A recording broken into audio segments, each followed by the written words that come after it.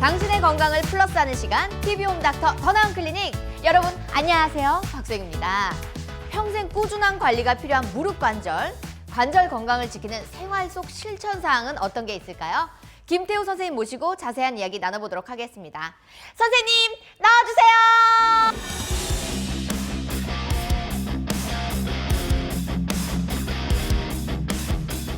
우후! 선생님 또 오랜만에 나와주셨습니다.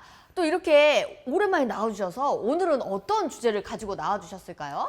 아무래도 그 여러 환자들이 관심이 많은 일상생활 속에서 무릎을 조금이라도 더 건강하게 보존하기 위해서 알아두시면 좋을 것 같은 것들을 제가 좀 설명을 드리고자 합니다. 이렇게 무릎 관절하면 가장 먼저 떠오르는 게 관절염이거든요. 원인은 어떤 게 있을까요? 원인은 대부분은 그 노화와 연관이 되는 경우가 가장 많고요.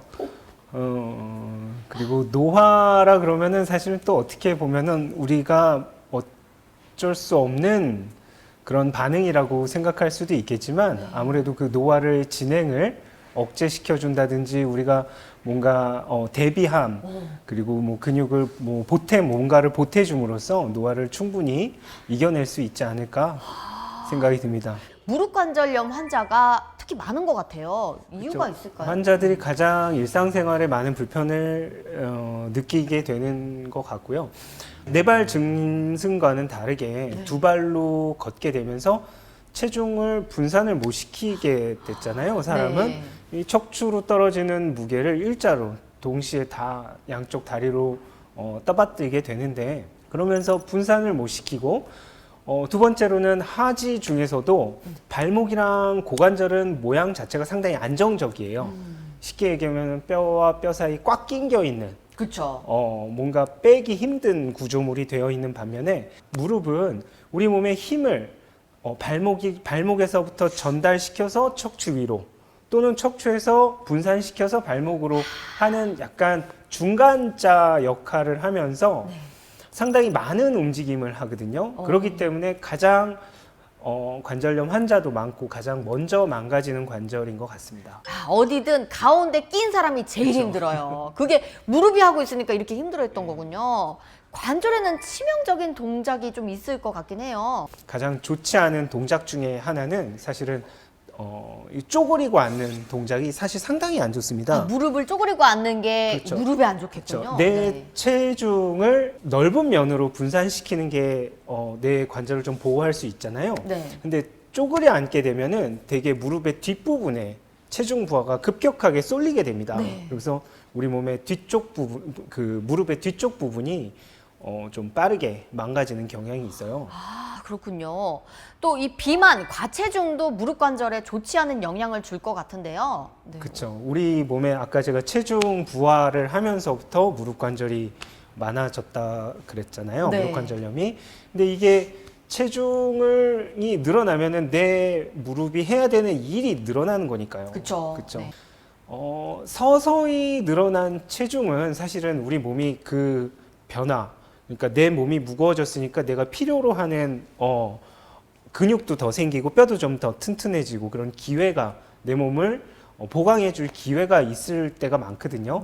근데 이 체중이 갑자기 늘어나는 경우 그러는 경우에 있어서는 사실 우리 몸이 준비가 안 됐을 경우가 많겠죠. 내 체중을 이길 만한 인대, 힘, 근육 이런 것들이 준비가 안 될 때가 많기 때문에 굳이 체중을 찌우고 싶다라 그러면은 사실 우리 몸이 다 발전하기 이전 사춘기 이전에 일단은 튼튼하게 네. 몸을 체중 관리를 좀 안 하시다가 네. 내 몸은 튼튼하게 컸겠죠. 그렇죠. 빌드업이 다 돼 있는 무릎을 가지고 내 중장년기를 보내는 게 훨씬 더 현명할 수 있겠죠. 한 살이라도 어렸을 때 빨리 건강 관리하는 게 제일 몸무게가 좋겠네요. 찔 거면 한 살이라도 어렸을 때 찌워라. 그렇죠, 그게 그렇죠. 나은 것 같습니다. 맞습니다. 또 이렇게 알코올 섭취도 관절 건강에 좋지 않을 것 같긴 한데요. 통증을 잊기 위해서는 한 잔 정도는 괜찮을까? 지금 작가님이 이런 질문을 써주셨는데 작가님은 조금 술을 좋아하시나 봐요. 이제 무릎 건강을 잊기 위해서 알코올 섭취하는 거는 제가 봐도 안 좋을 것 같긴 한데, 그렇죠? 근데 이게 알코올이나 담배, 네. 술, 담배 이런 것들이 사실 염증 관리에 좋은 영향을 끼칠 수는 없죠. 그쵸, 열이 안 좋은 발생하죠. 영향을 끼칠 수밖에 없는데 임상적으로 사실 그거는 미미한 것 같아요. 그래서 저 환자들한테는 뭐 생활 음주 정도는 하시라고 하는데 제가 임상적으로 더 문제가 되는 거는 아까 있는 게 좋은 거라고 말씀하셨잖아요. 그쵸. 근데 있기 때문에 큰 문제가 발생하는 경우가 많아요. 되게 관절염이 심하신 분들은 본인 몸의 한계들을 자기 본인들이 잘 알고 있거든요. 그쵸. 그래서 술을 마시면 그걸 잊거나 또는 뭔가 약간 용기가 생기죠. 생기는 거죠. 그래서 이런 보도블록은 항상 술을 안 마시면 피해 갈 길을 한번 굳이 굳이 오늘 가보는 한 번 거죠. 정도는 괜찮을 것 그리고 같은데. 예. 그러다가 또 낙상 아이고. 넘어지면 또 뭔가 관절염의 진행이 너무나 급격하게 그쵸. 술을 꼭 드시고 싶으면 집에서 드시는 게 낫겠다. 집에서 드시고 바로 이렇게 뻗어도 그쵸. 관절이 안 다칠 수 있는 그쵸. 침대 근처에서. 네. 다음 날 후회도 하면서 그래도 몸은 그쵸. 그쵸. 관절을 망가뜨리지는 않았으면 좋겠다. 그렇죠. 이불킥할 사건은 없겠네요. 바로 그쵸. 쓰러져도. 예. 네. 또 이렇게 많은 관절염 환자들이 아프다는 이유로 관절을 더 안 쓰게 되는 경우가 정말 많아요. 이 무릎 관절은 안 쓸수록 손상이 좀 더 적을까요? 당장 관절염이 있으신 분들이 일단 안 걸으면 안 아프시니까요. 그쵸. 안 걸으면은 좋은 거 아니냐라고 생각을 하시는데 걷는 양을 유지하는데 통증 때문에 그 유지를 못 한다라 그러면 사실 그거는 치료의 대상이 되는 것 같아요. 꾸준한 건강 관리가 정말 필요한 것 같아요. 또 이렇게 또 자고 일어나면요, 이 무릎이 더 뻣뻣하다고 얘기하시는 분들이 오히려 좀 많아요. 이것도 관절염의 특징 중 하나라고 볼 수 있을까요? 이게 관절 안에는 활액이라는 막이 있고요. 네. 힘줄 주변에는 점액이라는 막이 있어요. 둘 다 사실은 기능은 우리 몸이 부드럽게 움직이는데 윤활 작용을 해주는 거거든요. 근데 이게 대부분 수분을 머금고 있을 때 피부가 탱탱하듯이 우리 점액이랑 그 활액 같은 것도 수분을 많이 머금고 있을 때 올바른 위치에서 머금고 있을 때 이 관절이 부드럽게 잘 움직이는 거거든요. 근데 그렇죠. 자고 일어나면은 그 물이 한쪽으로 치우쳐요. 중력이라든지 여러 가지 자세에 의해서. 그쵸. 그래서 그거를 구부렸다 폈다든지 스트레칭을 해줌으로써 약간 펌핑질을 하면서 분산시켜 줄 수 있겠죠. 그래서 내 몸이 부드럽게 움직이는데 도움이 되고 나이가 들면서 그 기능이 점점 수분을 머금는 능력 이런 것들이 다 좀 줄어들거든요. 그렇기 때문에 우리 몸이 일어나자마자 좀 뭐 척추부터 시작해 온몸에 다 스트레칭을 좀 해주고 이제 너 일해야 된다라는 신호를 좀 주고 나서 뭔가 운동 일상생활을 시작하는 것이 상당히 도움이 됩니다. 친절하게 하나하나 나 일어났어 얘들아 그렇죠. 움직여보자 이렇게 얘기해 주는 게 좋겠네요. 그렇다면 이렇게 무릎 관절염 환자들을 위한 규칙적인 운동 어떤 종류 추천해 주실 만한 게 좀 있을까요? 자, 아까 제가 말씀드렸다시피 근육 양을 유지하는 것은 상당히 특히 노령의 환자들에게 상당히 중요한 일이 되는데요. 무릎 같은 경우는 무릎 주변 근육을 강화시키는 게 좋아요. 근데 대부분 앞 근육, 무릎의 앞 근육을 강화시키는 게 좋거든요. 네. 그래서 무릎을 피면서 할 수 있는 운동이 가장 좋습니다. 네. 이게 이렇게 펴서 들어 올려요. 그러면서 와, 열을 센다든지 네. 뭐 T자를 2번 그리고 내린다든지 오. 아니면은 뭐 그 자제분이나 다른 분이 계시면은 잠깐 눌러달라 그러면 더 저항을 줄 수가 있겠죠. 이렇게 든 상태에서 눌러주시면 그렇죠. 이 이게 저항력이 운동 생기나요? 이게 네. 좀 전문적인 말로는 등척성 운동이라고 그래요. 다리 길이의 그 근육의 변화가 없죠. 네. 없는 운동들이 사실은 내 몸을 유지하면서 할 수 있는 근력 운동이 되겠거든요.